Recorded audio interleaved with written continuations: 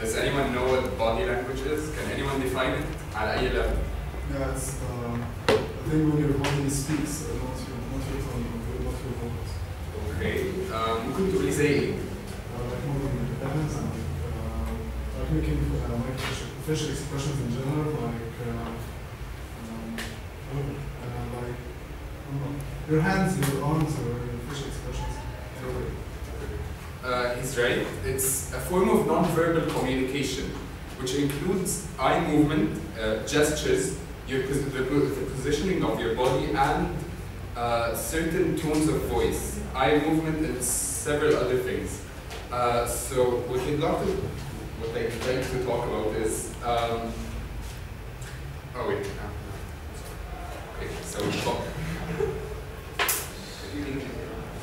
body language is sent and interpreted subconsciously, and it shows the state of mind. So it shows whether someone is aggressive, anxious, happy, sad, depressed, interested, bored, sleepy. Albert Mehrabian is a UCLA professor who discovered that 7% of communication depends on what is being said, the words being said, and 38% depends on the tone of voice, and 55% depending on the body language. That makes up 93% on body language without words. So technically, someone could have a whole conversation, a functional conversation, without even having to say a word. And last but not least, I'd like to say that body language encompasses several things, such as proxemics, which means the science of understanding the distance between people and the personal space between them. How people react with objects and people around them. Eye movement, body gestures, orientation towards other people, shoulders, legs, all of that. And now, my colleague Mahmoud will take it from here. So as we have seen, body language makes a very large portion of any conversation or presentation. But how important is it really?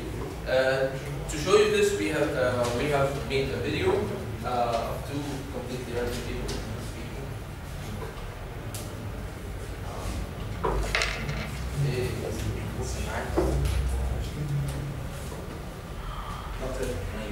Yeah, sure. They're off though. Just put them on.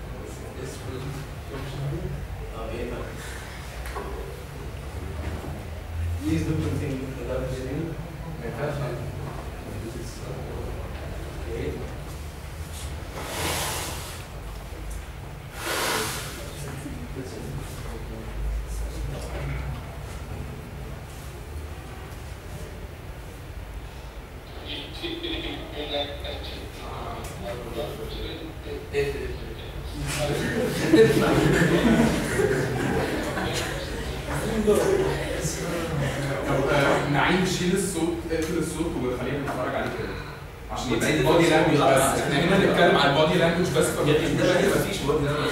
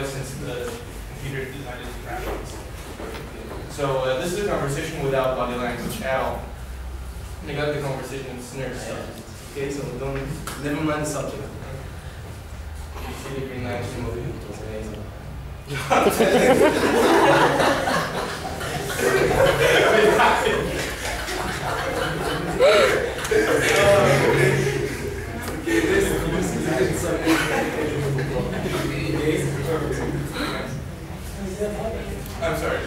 Neglect what just happened. Did you see the Green Lantern movie? It was awful. Yes, it was. It was so bad. The training scene was so short. Yes, I hated every moment of it. The CGI was so bad. You see the villain? Yes, he would look like a huge kind of man. It was the same. Yeah, but did you read the comics? They were amazing. Yes, they were, but they kind of ended in a weird way. True, everyone saw them. Yeah, it was so unrational. Yes, it was. Thank you. That's the kind of conversation that doesn't actually give anything fulfilling. We're just coming back and forth.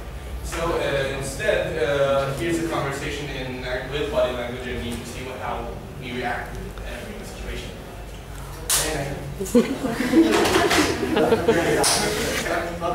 see the imagine it was awful. I mean, it was so bad. The training scene was so short. I mean, let's give him another minute. And did you see the villain? It was so stupid. It looked like a huge camera. The CGI was so off. CGI. We won't even an actual movie.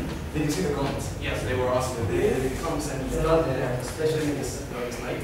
Yeah, It was amazing. yeah, it was amazing, but it did end in a kind of weird way. True, everyone saw making them right? Yeah, that was kind of irrational. Yeah, but it was good. Yeah, and that was it in a way. Okay, continue. As you have seen, body language makes a huge difference in our conversations and presentations. So how do you do body language? It's a combination of hand gestures, postures, voice tone of the speaker. But body language puts the audience into a state of mind which allows them to perceive the information in a different way and in a more accurate way. So now we will show you what to do.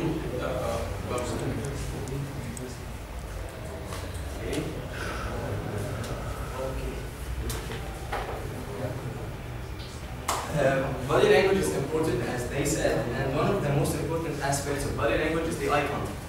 First, you have to maintain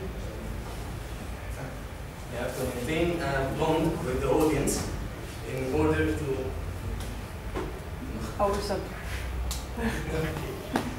Don't interrupt. You have to maintain eye contact with the audience, and in order to create a bond between them and make them feel that they are involved in your presentation.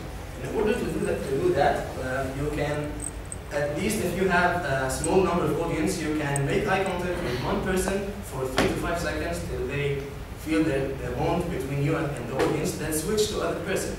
In case of another, if you're giving a speech or something, you're talking to hundreds or maybe thousands, you can look at one section, pick one person, then end your thought and your sentence, then switch to the other section till you make the whole audience feel that they are involved in your presentation. The other thing is facial expressions. Facial expressions are very important. They make the audience feel that or read that you're interested in the subject. If you are not interested or just memorizing the stuff you're saying, your facial expressions will reveal the tension you're feeling. You will feel really you will make them feel that you are not as relaxed or not as into the subject you're speaking about, and maybe that will be not good for you as a presenter. Also, if you are under some, I already said general things to do, if you are not remembering the thing, or you chose to act cool and don't have a note with you, but suddenly you forgot what you were saying, don't just keep saying, okay, that, don't do that.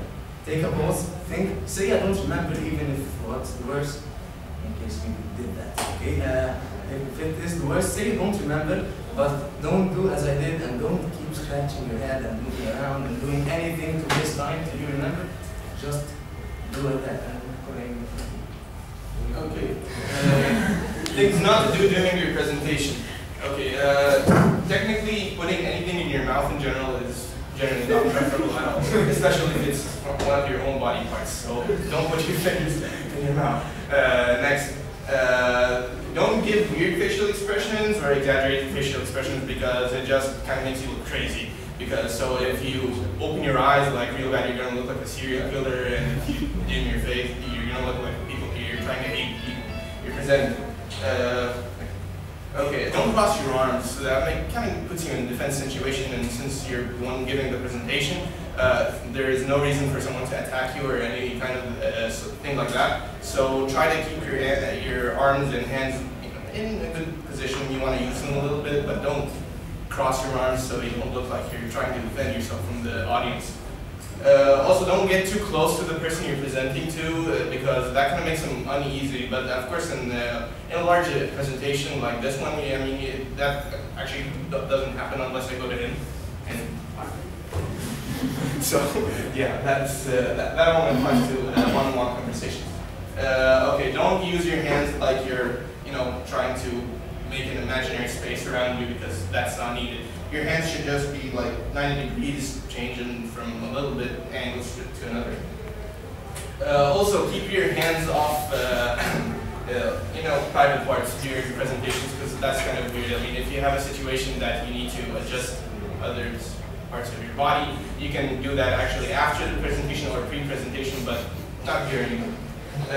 Next, don't hold large things, large objects in front of your body because that will make that'll shade you from the audience and it'll kind of distract them. They're kind of going to try and look at the object you're holding, especially if you have something written on it. They're going to try and read it and forget what you're talking about. Also, don't try to scratch yourself. At least take a shower before you come because I mean, if you feel the urge to scratch something, people are going to start considering your personal hygiene and not the presentation. Also, try not to look at your watch for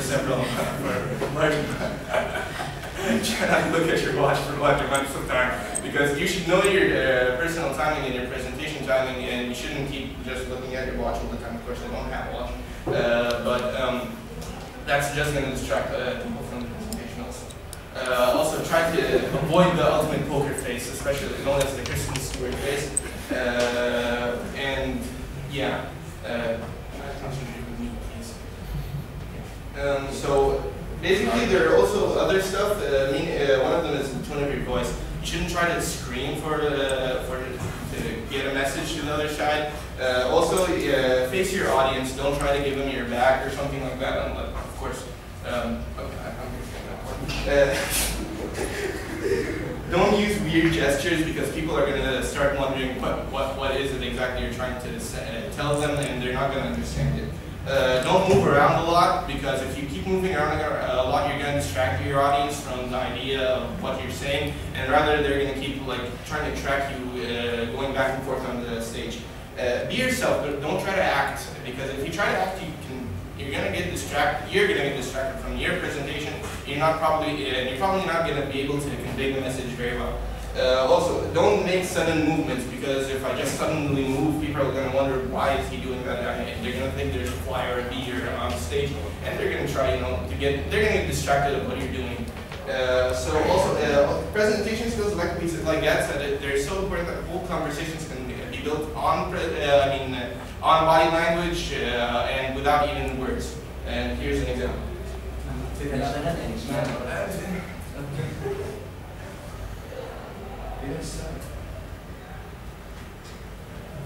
Yeah, absolutely.